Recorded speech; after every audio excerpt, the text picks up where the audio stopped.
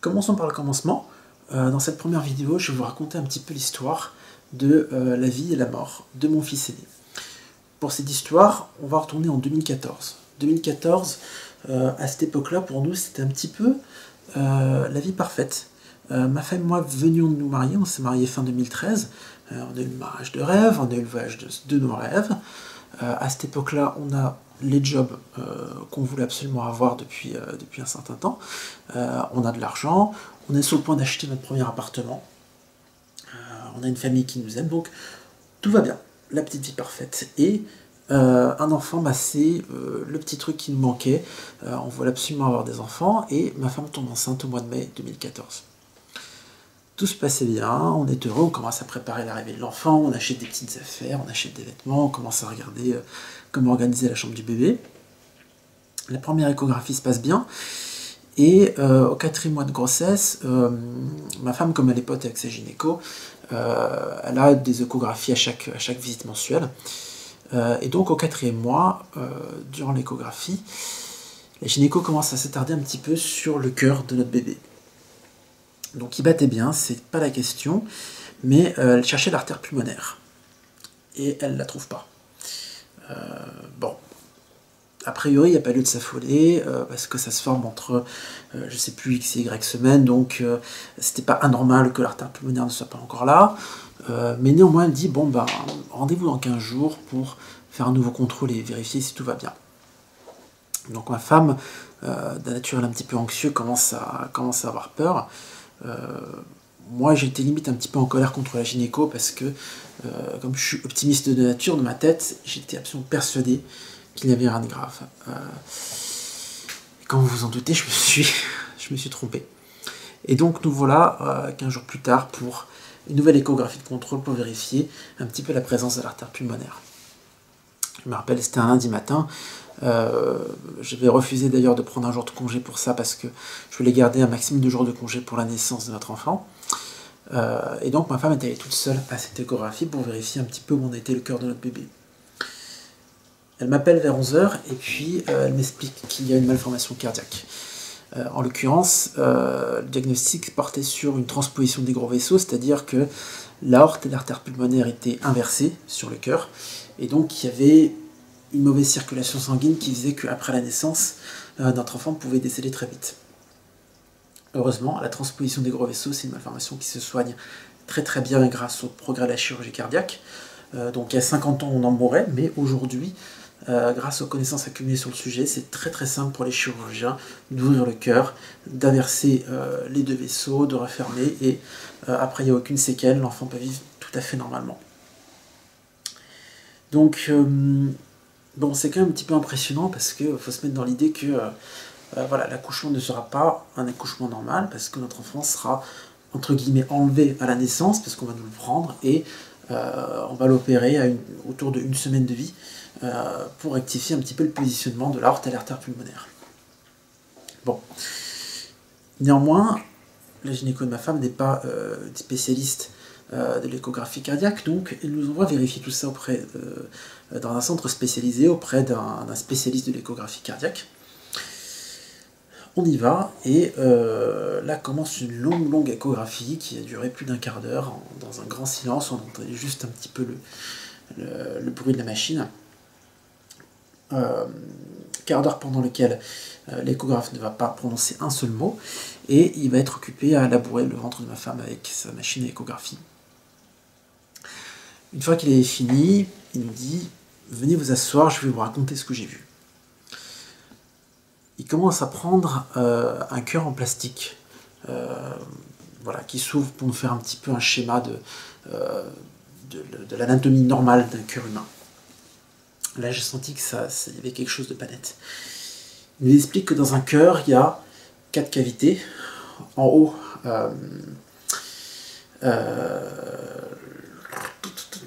en bas, c'est les ventricules, et en haut, les oreillettes, pardon. Excusez-moi, il faut un petit bout de temps pour me rappeler. Donc les 2 oreillettes en haut et les 2 ventricules en bas. Le cœur est divisé en 2, il y a 2 moitiés. La moitié gauche est chargée de pomper le sang riche en oxygène dans tout l'organisme. J'espère que je ne me trompe pas entre les deux, mais bon, c'est pas très grave. Et la moitié droite du cœur est chargée, elle, de pomper le sang pauvre en oxygène vers les poumons pour qu'il aille se recharger. Il se trouve que dans le cas de notre fils, les deux ventricules étaient, entre guillemets, fusionnés en un seul gros ventricule. Ce qui faisait que le sang riche en oxygène et le sang pauvre en oxygène se mélangeaient, et donc ça crée une très mauvaise oxygénation de l'organisme. C'est ce qu'on appelle un ventricule unique ou hypoplasie du cœur gauche, selon les variantes. Là, c'est un ventricule unique à double entrée. Et bon, on commence à demander un petit peu quelles sont les perspectives, est-ce qu'il y a une opération à faire, est-ce qu'on peut résoudre un petit peu cette malformation. Il se trouve que c'est beaucoup plus complexe que dans le cas de la transposition des gros vaisseaux. Et en gros, on n'a que 3 options. La première option, c'est l'interruption médicale de grossesse, parce que c'est une formation qui est jugée très grave, et personne ne s'opposera à ce qu'on fasse un avortement dans ces circonstances-là. La deuxième option, c'est l'accompagnement au décès, c'est-à-dire qu'on laisse notre enfant naître, et dès sa naissance, il passe en soins palliatifs, pour qu'il puisse vivre un petit peu, peut-être une semaine. Il y a un produit qu'on peut injecter dans les veines qui permet de garder un canal artériel ouvert, qui permet à l'enfant de survivre quelques jours, le temps qu'on lui fasse un petit peu nos adieux et qu'on puisse le rencontrer un petit peu.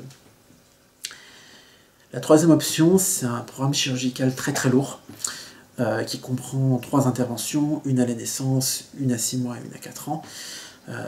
Programme dans lequel on va modifier complètement la façon dont le sang va circuler dans l'organisme. On va faire en sorte que le ventricule unique puisse pomper le sang dans tout l'organisme et fasse le travail des 2 ventricules. Si ça fonctionne, l'enfant peut vivre à peu près normalement pendant 20 à 30 ans. Pourquoi 20 à 30 ans? Parce que le ventricule unique, donc fait le travail de 2 ventricules, il va se fatiguer très vite. Et donc, au bout d'un moment, le ventricule ne va plus pouvoir faire son boulot. Il faudra envisager une greffe cardiaque. Et malheureusement, la greffe cardiaque, c'est aujourd'hui quelque chose de... L'espérance de vie après une greffe est environ de 5 ans.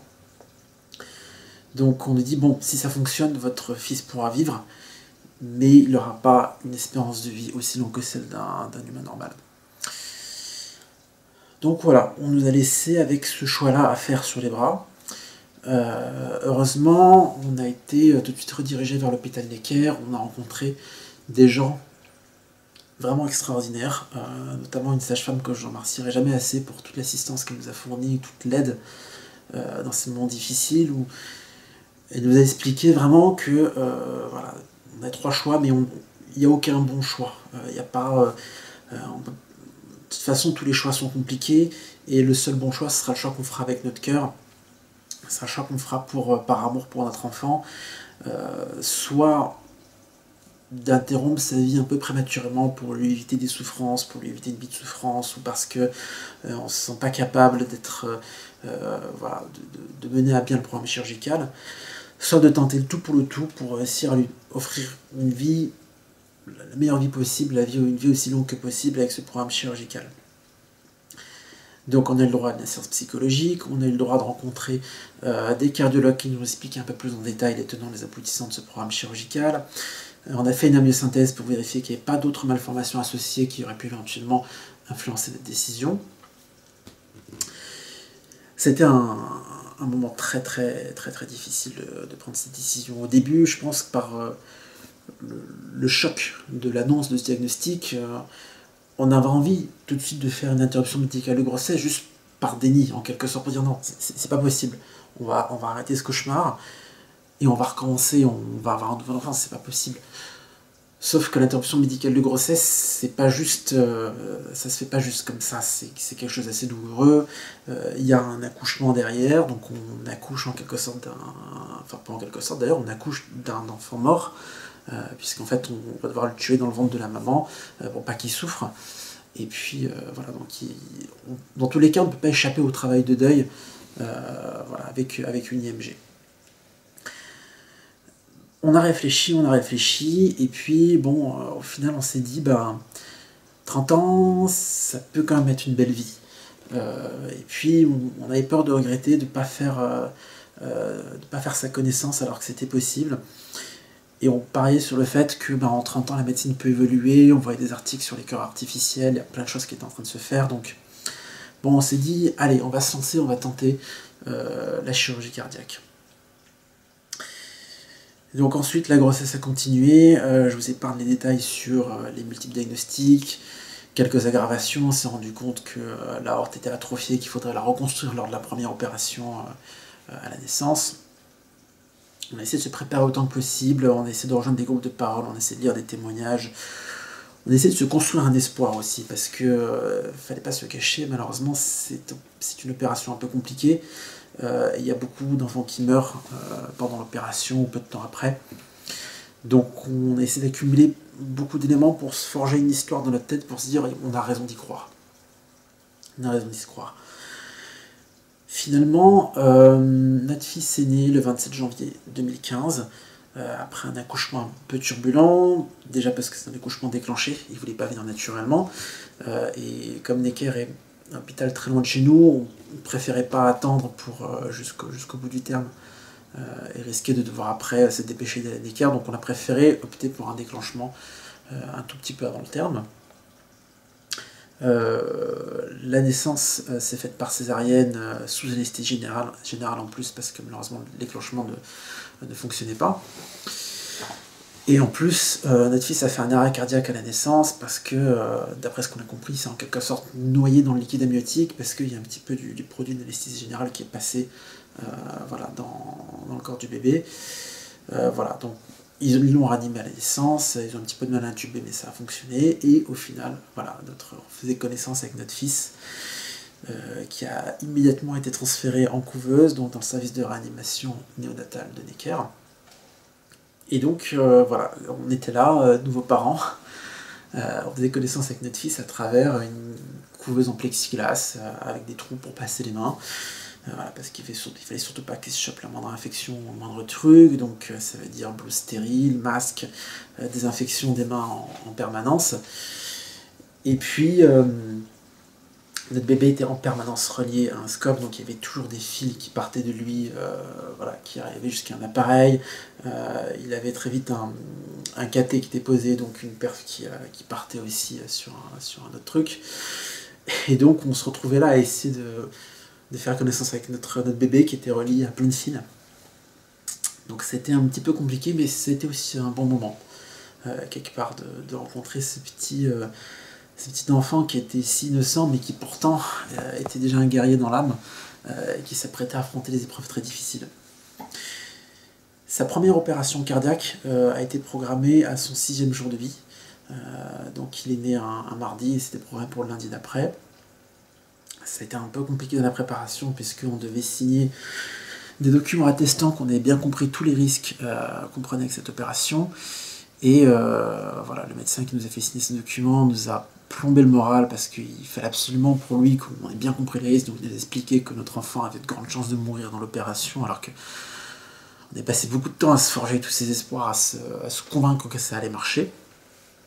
Et donc voilà, on a fini en larmes la veille de l'opération, parce que voilà, un médecin avait essayé de nous convaincre à tout prix que ça avait de grandes chances de rater, parce qu'il fallait juridiquement qu'on soit conscient des risques. Néanmoins, le chirurgien est quelqu'un d'absolument extraordinaire. On a beaucoup parlé avec lui, il nous a bien expliqué comment fonctionnait l'opération, il nous a encouragés dans notre choix, sans nous mentir. Il nous a bien expliqué qu'il y avait une probabilité de décès qui était de l'ordre de 30%, incluant durant l'opération et dans les 6 mois à venir. Il a été honnête avec nous, mais il a fait preuve d'une grande humanité. Il nous a montré qu'il a bien compris à quel point c'était important pour nous, à quel point on s'était investi dans ce choix, on avait besoin d'être rassurés, et il nous a bien fait comprendre qu'il allait tout faire pour sauver notre fils.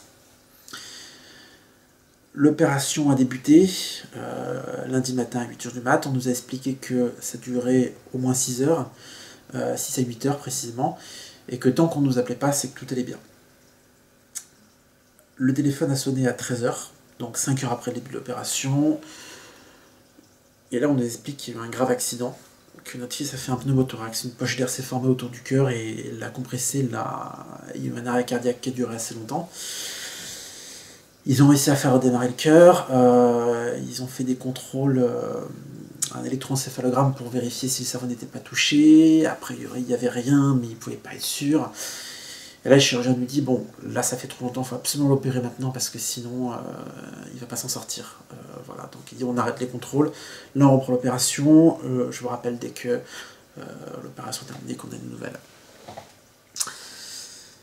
là, moi j'ai vraiment cru que c'était la fin. Je me préparais déjà à entendre une mauvaise nouvelle au téléphone et j'ai passé un après-midi absolument horrible. Mais à 18 h, il nous rappelle, notre enfant est stable. L'opération s'est terminée avec succès, l'objectif a été atteint.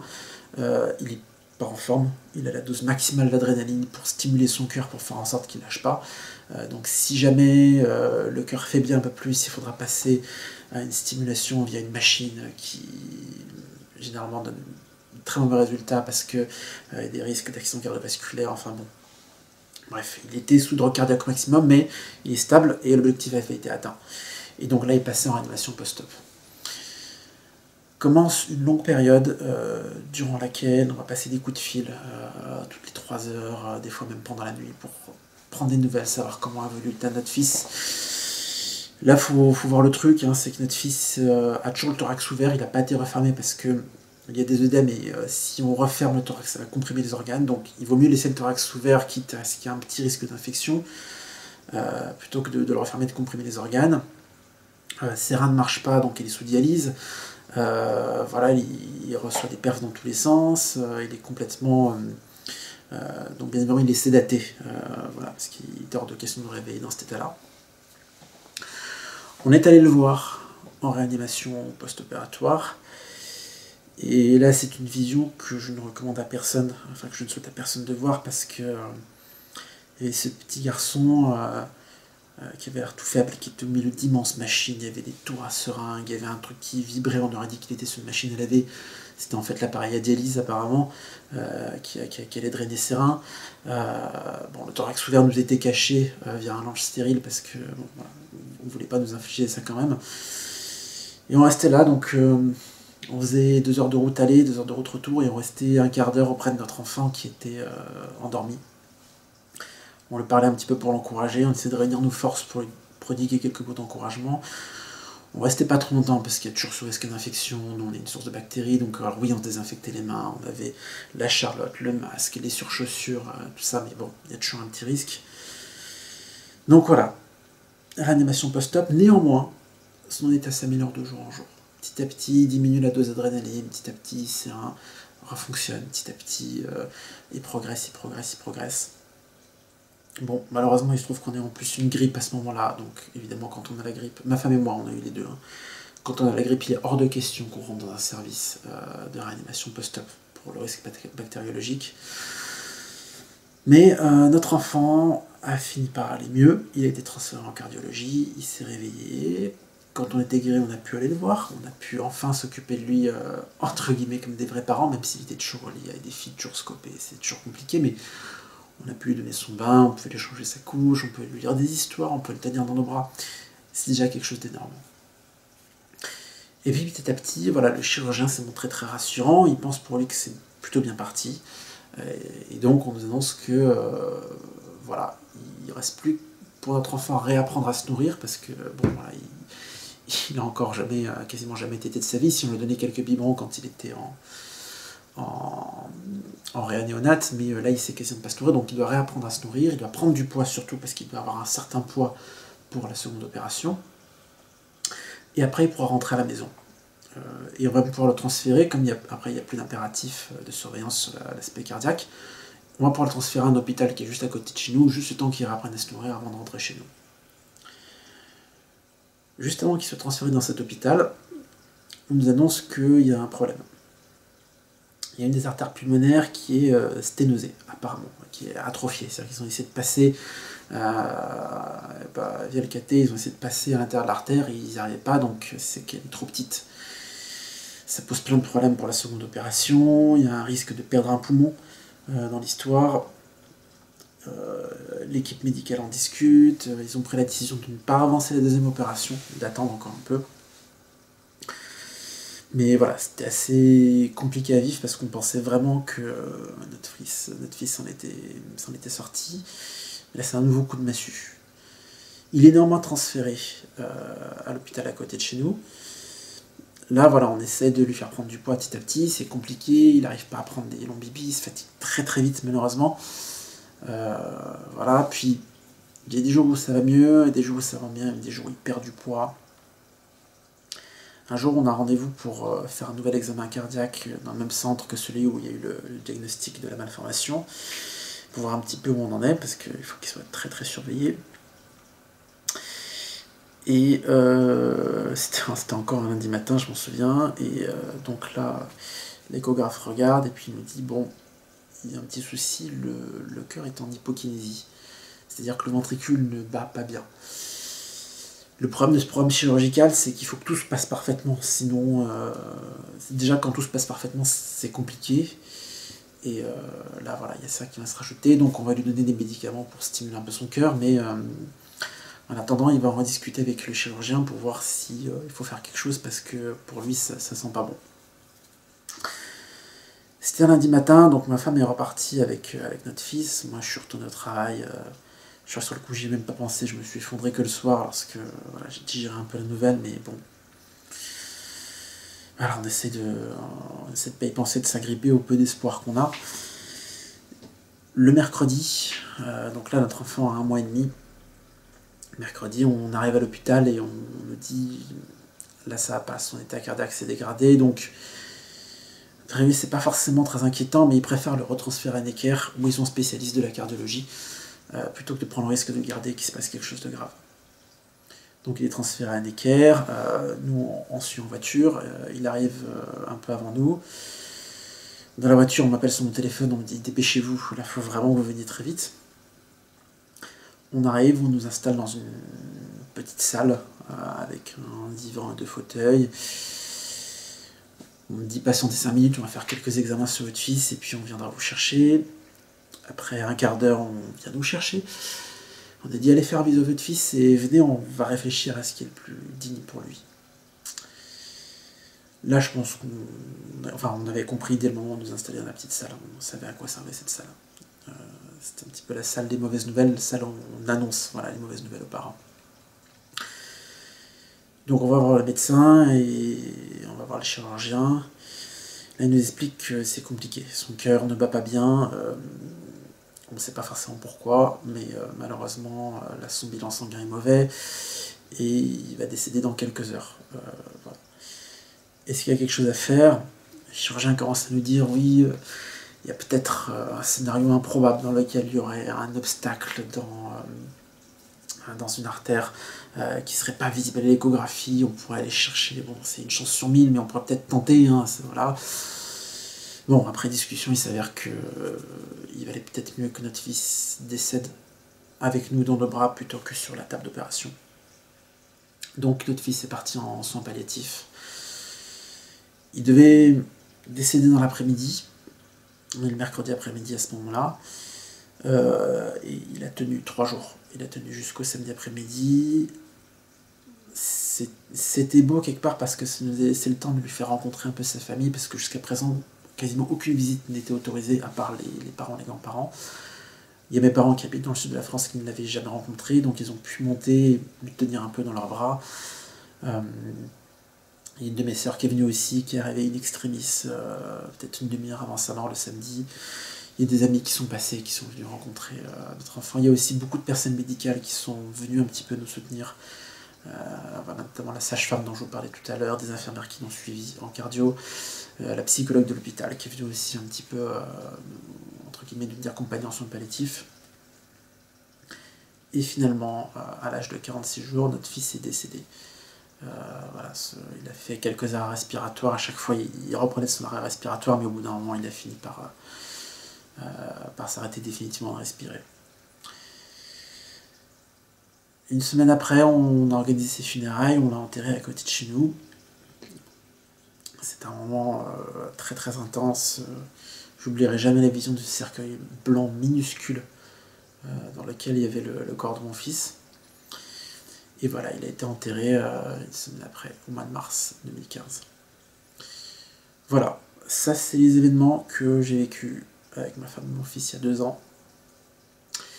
Ça a été compliqué comme vous pouvez l'imaginer, mais aujourd'hui, voilà, je me suis énormément battu pour réussir à retrouver un petit peu, à reconstruire mon quotidien, à reconstruire ma vie.